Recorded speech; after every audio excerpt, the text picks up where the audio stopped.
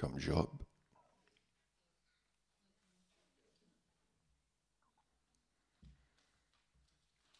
Si votre famille vous avez rejeté, vous avez vendu comme esclave, et vous vous trouvez jeté en prison, vous vous trouvez jeté en prison après avoir été fidèle au Seigneur, fuyant l'impudicité. Est-ce que vous garderiez la foi comme Joseph? Joseph, tout au long de sa vie, en dépit de tout ce qui était complètement noir, croyait que Dieu avait un but pour sa vie, que Dieu dirigeait sa vie et que les songes et les visions qu'il avait reçues allaient s'accomplir. Et tout s'est accompli parfaitement.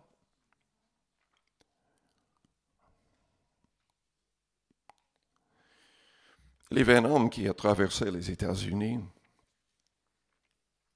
à pied, j'oublie pour quelle raison il a fait, mais à la fin, il a même traversé là où il y avait le désert et tout le reste. Et quelqu'un lui a demandé, mais qu'est-ce qui était le plus difficile? Il a pensé quelques instants, il a dit, ce qui était le plus difficile, c'était le sable dans mes chaussures.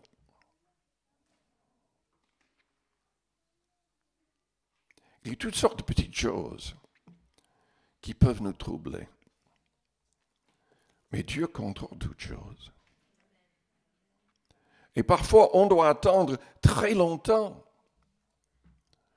pour voir la gloire, pour voir Dieu agir pleinement, miraculeusement.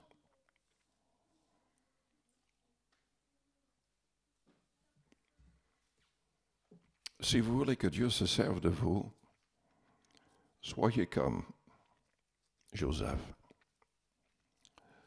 Fuyez l'impudicité. Notre monde, à cause de la pornographie, à cause de l'Internet, à cause de la télé, les hommes, les femmes sont en train de se souiller, se corrompre pleinement. Les gens s'éloignent de Dieu. Et si vous ne faites pas attention, vous allez être éloigné de Dieu aussi. La Bible dit, fuyez l'impudicité. On ne peut pas jouer avec. On doit garder son cœur, son regard. On doit chasser, on doit haïr ce qui est contre la volonté du Seigneur. Joseph le comprenait. Et Dieu s'est servi de lui. Parce qu'il faisait tout pour garder un cœur pur. Si vous voulez être utilisé, soyez prêts à pardonner. Ça va de pair avec le fait d'aimer. Mais il y a plein de gens dans les églises qui ne veulent pas pardonner. Il y a plein de gens qui n'iront pas au ciel à cause de ça. Plein de gens qui sont malades et restent malades parce qu'ils ne veulent pas pardonner. Ils refusent de pardonner. Ils ne permettent pas au Saint-Esprit d'enlever cette amertume de leur cœur. Dans l'Épître aux Hébreux, au chapitre 12,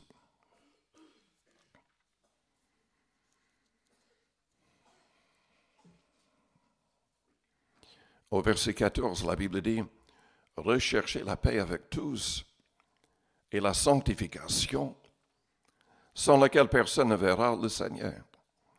Veillez à ce que personne ne se prive de la grâce de Dieu, à ce qu'aucune racine d'amertume poussant des rejetons ne produise du trouble et que plusieurs n'en soient infectés. À ce qu'il n'y ait ni impudique, ni profane, comme Ésaü, qui pour aimer vendit son doigt d'aînesse.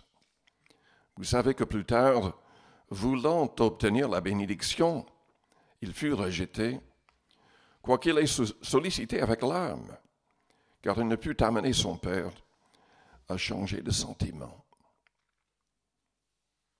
Dieu voit nos cœurs. Nous pouvons avoir des problèmes, être faibles, mais si nous cherchons à nous améliorer, à nous purifier, à nous sanctifier, Dieu va accepter cela et il va faire le reste. Il va nous aider à être plus que vainqueurs. Si vous voulez être utilisé par le Seigneur, il y a des erreurs quand même à ne pas faire. Dans l'Ecclésiaste, au chapitre 4,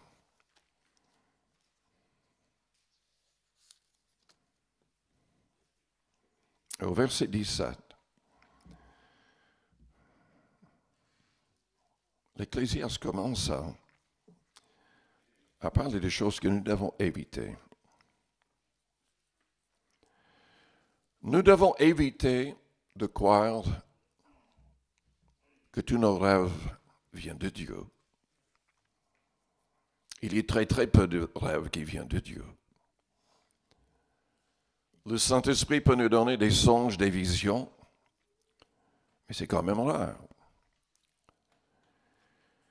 Si vous notez la vie de Paul et d'autres, il y avait des visions, il y avait des songes, mais très très peu, très peu.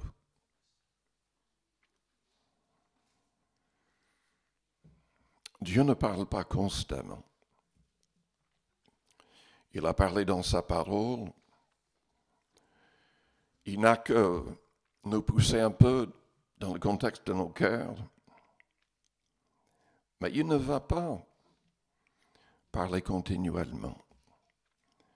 Et nous devons comprendre que ce que nous recevons dans la nuit ne peut venir de l'adversaire.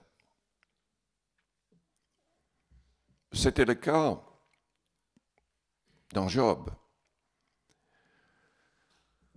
Le diable s'est servi d'un de ses amis pour le troubler.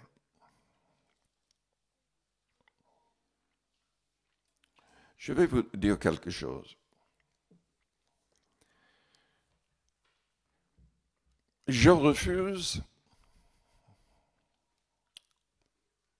de juger les autres. Je refuse d'imaginer quoi que ce soit dans la vie des autres. Dans Corinthiens 13, la Bible dit que l'amour ne soupçonne point le mal. C'est possible que le Saint-Esprit me révèle quelque chose.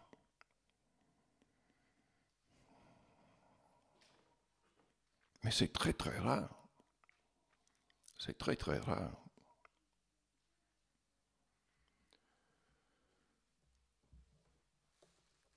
Dans l'Ecclésiaste,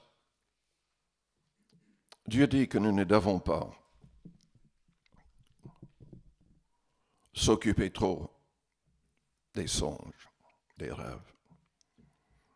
Que c'est une grande erreur de parler beaucoup. La Bible dit dans les Proverbes que celui qui parle beaucoup pêche beaucoup. Jésus a souligné cela aussi. Que quand on dit oui, ça doit être oui. Quand on dit non, ça doit être non. Et on ne doit pas multiplier les paroles et surtout pas quand on prie à haute voix en public. On ne devrait pas prier longuement en public. En privé, oui. Parce que c'est en privé où on sera exaucé. Lisons le passage. L'Ecclésiaste 4 au verset 17. Prends garde à ton pied lorsque tu entres dans la maison de Dieu. Approche-toi pour écouter, plutôt que pour offrir le sacrifice des insensés.